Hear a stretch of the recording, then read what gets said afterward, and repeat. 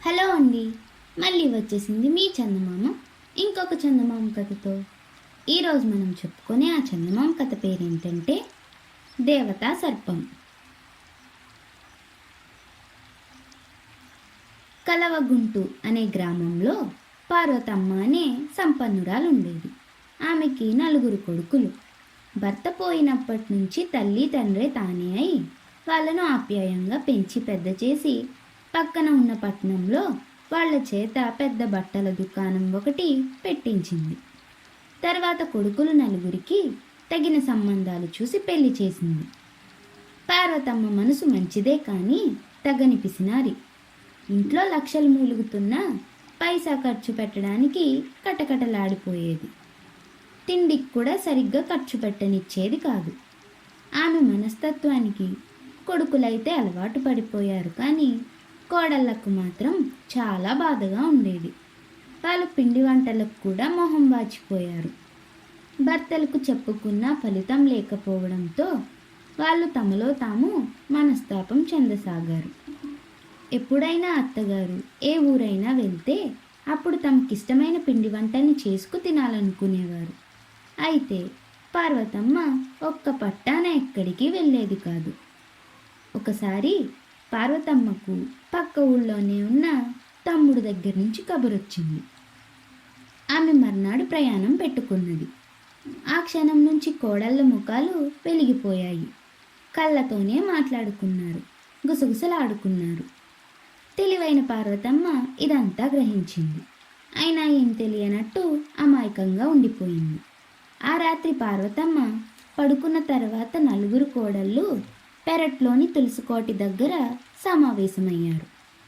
ఇంట్లో అత్తగారుండని 2 రోజులు తమకిష్టమైన వంటకాలన్నీ చేసుకు తినేయాలని నిర్ణయించుకున్నారు. పెద్ద కోడలు తనకు నేతిగారెలు తినాలని ఉందని అంది. రెండో కోడలు తనకి జీడిపప్పు పాకం అంటే ప్రాణం అంది. నాకు కోవా కజ్జికాయలంటే ఇష్టం అంది మూడో కోడలు. హల్వా పూరీలంటే అబ్బా అంటూ నాలుక చప్పరించింది 4వ ఆవిడ. ఇలా మాట్లాడుకొని ఎవరి గదుల్లోకి వాళ్ళు వెళ్ళి పడుకున్నారు. మర్నాడు తినబోయే వాటి గురించి ఆలోచిస్తున్న వాళ్ళెవ్వరికీ నిద్ర పట్టలేదు. అయితే నిద్ర నటించి వాళ్ళ మాటల్ని అత్తగారు చాటు నుంచి విన్నాదన్న సంగతి పాపం వాళ్లకు తెలియదు.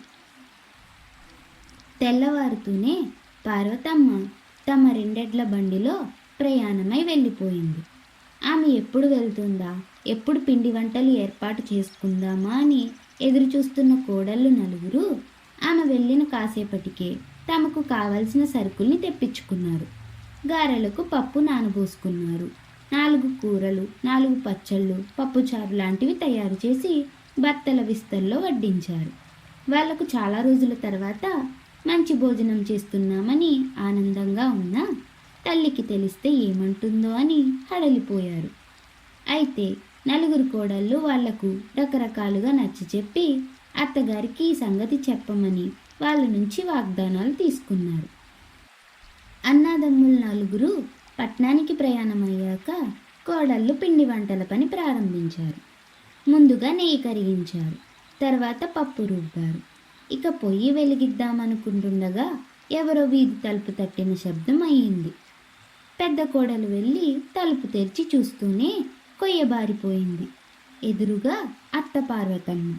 పార్వతమ్మ చేతిలో ఒక బుట్ట పట్టుకొని ఆయాసపడుతూ, అబ్బా ఏమెండలు, ప్రయాణం అర్ధాంతరంగా ఆపుకొని తిరిగి రావాల్సి వచ్చింది అంటూ లోపలికొచ్చింది. అత్తగారి గొంతు వింటూనే కోడళ్ళు నిలువున వణికిపోతూ మైదా రవ్వ, పంచదార లాంటివన్నీ గబగబా దాచేసి నడవలోకి వచ్చారు. ఏమిటే ఈ నేతి వాసన అన్నది పార్వతమ్మ ముక్కుపుటలు పెద్దవి చేస్తూ. అబ్బే ఏం లేదత్తయ్య, నెయ్యి అయిపోతే వెన్న కరగబెట్టా అన్నది పెద్ద కోడలు. మిగతా 3 కోడళ్ళు ఆమెకు వంత పాడారు. అన్నట్టు నెయ్యి అంటే గుర్తొచ్చింది, మధ్యలోనే ఆగిపోయినా నా ప్రయాణంలో ఒక తమాషా జరిగింది అన్నది పార్వతమ్మ దగ్గరలో ఉన్న కుర్చీలో కూర్చుంటూ. ఏమిటా తమాషా అత్తయ్య అంటూ కోడలు 4 ఆమె చుట్టూ చేరారు. నేను మన బండిలో బయలుదేరానా, సరిగ్గా మా తమ్ముడి ఊరుకు యువతల ఉన్న అడవి చేరేసరికి అక్కడ మన ఎద్దుల్లో ఒక దాని కాళ్ళలో పెద్ద ముళ్ళొకటి గుచ్చుకుంది. దాంతో అది కాలు తీసి కాలు వేయలేకపోతుంటే పాలేరు ముళ్ళు తీసేందుకు పూనుకున్నాడు. నేను అంత దూరంలో ఉన్న ఒక పాడుబడ్డ మండపం దగ్గరికి వెళ్ళాను కాసేపు కూర్చుందామని. చిత్రంగా అక్కడ నేతిగారెల వాసన కుప్పును కొట్టింది అంటూ క్షణం ఆగింది పార్వతమ్మ. నేతిగారెల మాట వింటూనే తుల్లిపడి సర్దుకున్నది పెద్ద కోడలు. పార్వతమ్మ చిన్నగా నవ్వి సంగతి ఏమిటో తెలుసుకుందామని నేను అటుకేసి బయలుదేరాను. కొద్ది దూరంలో పెద్ద పెద్ద కోవా కజ్జికాయల్లాంటి గుడ్లు కొన్ని కనిపించాయి. అవి దేని గుడ్లో అర్థం కాక మరి కాస్త ముందుకు నడిచాను. అంతే, నా గుండె దడదడలాడింది. అని ఆగింది పార్వతమ్మ. అక్కడ ఏం కనిపించింది అత్తయ్య అని అడిగింది కోవా కజ్జికాయల మాట వినగానే అదురుకున్న మూడో కోడలు తన అదురుని కప్పిపుచ్చుకుంటూ. అదే చెప్పొస్తున్నాను. అక్కడ ఒక గోధుమ వన్నె తాచు పడగ విప్పి ఆడుతుంది. దాని పడగ ఎలా ఉందనుకున్నారు? ఇంత పెద్దగా, అచ్చం హల్వా పూరీలా నిగనిగలాడిపోతుందనుకోండి అంది పార్వతమ్మ. తర్వాత ఏం జరిగింది అత్తయ్య అని నీరసంగా అడిగింది హల్వా పూరీలంటే తగని ఇష్టమని నాలుగో కోడలు. వినండి మరి. ఆ పామును చూసేసరికి నా గుండె ఆగినట్టయింది. వెనక్కు తిరిగి పారిపోదామా అనుకునేంతలో అక్కడికి ఒక సాధువు వచ్చారు. ఆయన చేతిలో అరిటాకులతో చుట్టిన పెద్ద పొట్లం ఉంది. కంగారు పడుతున్న నన్ను చూసి ఆయన చిరునవ్వు నవ్వి అది దేవతా సర్పమని, అదున్న చోట నేతి గారెల వాసన వస్తుందని, దాని పడగ అచ్చం హల్వా పూరీలా ఉంటుందని, దాని గుడ్లు ఇతర పాముల గుడ్లలా కాక చాలా పెద్దవిగా, చూడ్డానికి కోవా కజ్జికాయల్లా ఉంటాయని చెప్పాడు. తర్వాత ఆయన చేతిలోని పొట్లం విప్పి పాము ముందర పెట్టాడు. అదేమిటనుకుంటున్నారు? బంగారం రంగులో ఉన్న జీడిపప్పు పాకం అన్నది పార్వతమ్మ. జీడిపప్పు పాకమా అని తడారిపోయిన గొంతుతో అని వెలవెలపోయింది అది ఇష్టమని చెప్పిన రెండో కోడలు. అవును, ఆ దేవతా సర్పం దాన్ని వాసన చూశాక ప్రసాదంగా స్వీకరిస్తాడట సాధువు అన్నది పార్వతమ్మ.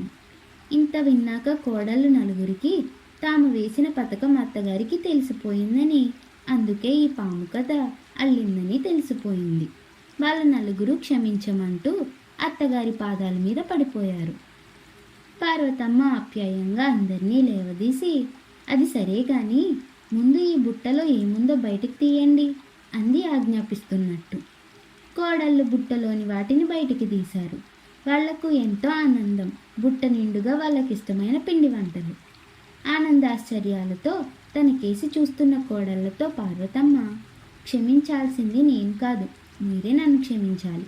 కొండంత సంపద ఉన్నా మిమ్మల్ని తిండికి కూడా మొహం వాచేలా చేశాను. ఉన్నది అనుభవించడానికి కాకపోతే మరెందుకు?